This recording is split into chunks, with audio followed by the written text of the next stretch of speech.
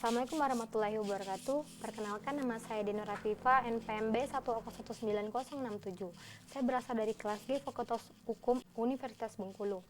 Teman-teman, di sini saya akan menjelaskan mengenai pendidikan kita pada masa era COVID-19 ini. Pendidikan merupakan sebuah proses atau sekaligus sistem yang bermuara dan berujung pada pencapaian kualitas manusia yang dianggap ideal.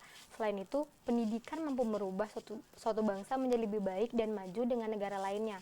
Akan tetapi, dunia saat ini sedang mengalami global pandemic COVID-19 yang sudah berlangsung pada awal tahun 2020, sebagaimana yang dinyatakan oleh WHO pada tanggal 11 Maret 2020. Merekahnya wabah COVID-19 ini menuai polemik yang tiada habisnya. COVID-19 merupakan penyakit yang berasal dari virus corona. Virus tersebut diisukan berasal dari negara tirai bambu atau Cina, tepatnya pada kota Wuhan. Dugaan beredar tersebut dikarenakan berawalnya virus corona ini yang ditemukan pada salah satu warga negaranya. Beralih kepada pengertiannya, corona merupakan sebuah virus yang dapat ditemukan pada manusia maupun hewan dengan menimbulkan ciri-ciri yang dapat didefinisikan seperti flu, batuk, demam, dan infeksi pada saluran pernafasan. Penyebaran penyakit COVID-19 ini terbukti sangat cepat melihat peningkatan yang terjadi setiap harinya. COVID-19 ini disebabkan melalui kontak langsung dengan individu yang telah terpapar positif COVID-19 dalam jarak yang cukup dekat, sehingga tetesan air liur pun secara tidak langsung menjadi faktor yang membuat individu lain terpapar COVID-19 pula. Selain penyebaran yang sangat cepat, vaksin untuk menangkal COVID-19 ini pun belum terrealisasikan sampai saat ini. Peningkatan kasus yang terjadi secara terus-menerus membawa dampak yang sangat beragam bagi sektor-sektor yang ada di Indonesia pada saat ini, seperti pada sektor ekonomi, sosial, pariwisata, maupun pendidikan. Pemerintah pun mempunyai kendala yang sangat besar dalam mengatasi kendala ini, karena menyangkut beberapa aspek di atas, terutama kepada pendidikan kita. Dilema ini sangat berimbas ke dalam dunia pendidikan, walaupun sudah ada sebuah regulasi baru yang dikeluarkan oleh pemerintah dengan pembatasan kegiatan di setiap satuan pendidikan. Hal ini mengakibatkan pendidikan jenjang dasar dan menengah berubah secara dramatis hanya dalam waktu hitungan hari. Sekolah formal mendadak dipaksa secara serentak menggunakan aplikasi media pembelajaran jarak jauh bagi siswanya, tanpa persiapan yang matang demi menggantikan pembelajaran tatap muka di kelas. Dengan sistem proses belajar mengajar di satuan pendidikan wajib mematuhi atau mentaati dan setiap warga dari satuan pendidikan di seluruh Indonesia khususnya. Tetapi ini bukan berarti guru dan siswa hanya bebas belajar. Tetapi dengan adanya tugas yang diberikan setiap harinya membuat siswa tidak memiliki fleksibilitas waktu di rumah karena banyaknya tugas yang diberikan oleh para guru atau dosen.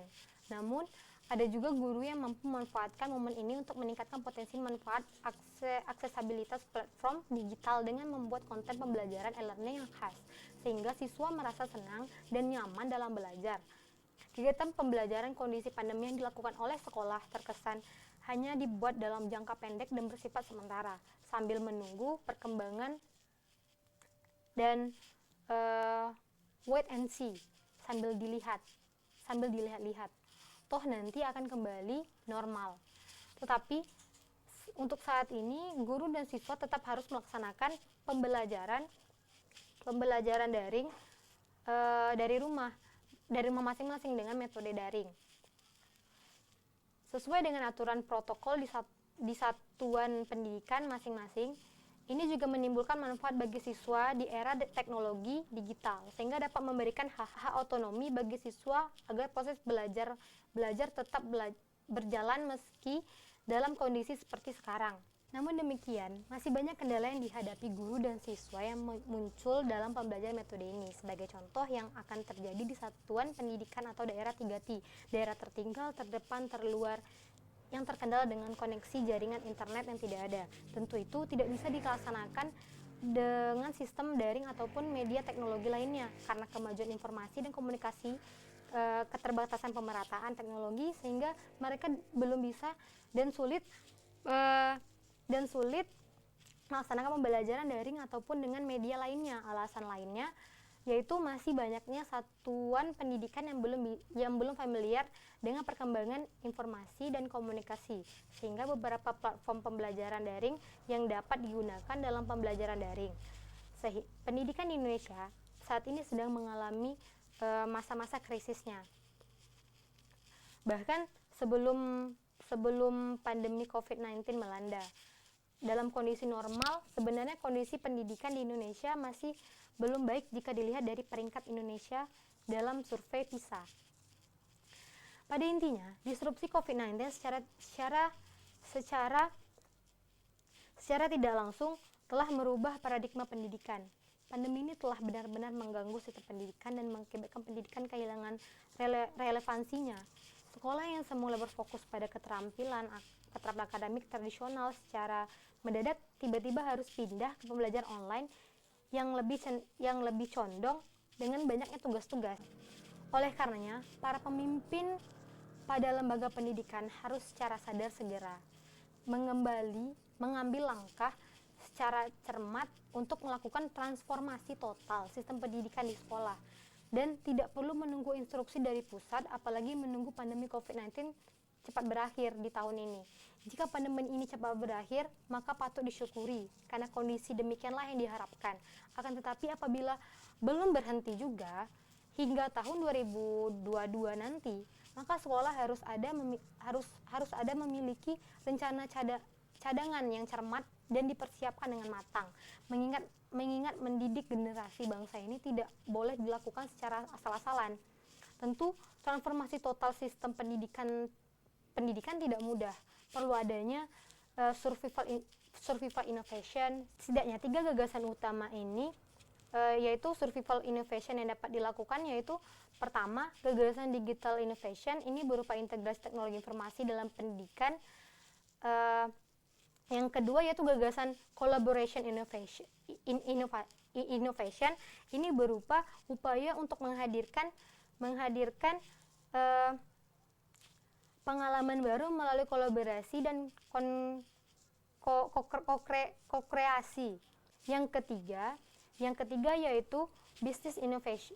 Yang ketiga itu business innovation berupa pivot proses bisnis inti yang sudah bisa dijalankan lagi.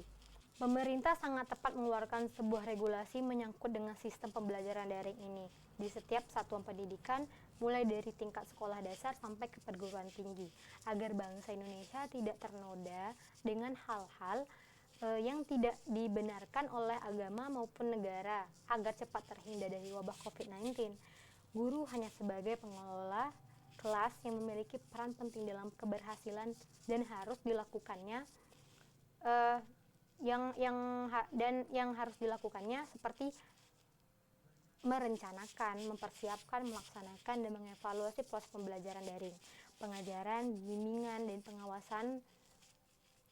Pola interaksi aktif yang baik harus dibangun. Kegiatan belajar bisa dikontrol, kesulitan belajar bisa terselesaikan, hasil belajar bisa terjamin dan berkualitas, dan dapat mengevaluasi pembelajaran dengan memanfaatkan media teknologi secara daring dan media lainnya sesuai dengan konektivitas internet yang ada di masing-masing satuan pendidikan kita. Saya rasa cukup sekian penjelasan mengenai pendidikan pada masa era pandemi COVID-19 ini. Sekian dari saya. Wassalamualaikum warahmatullahi wabarakatuh.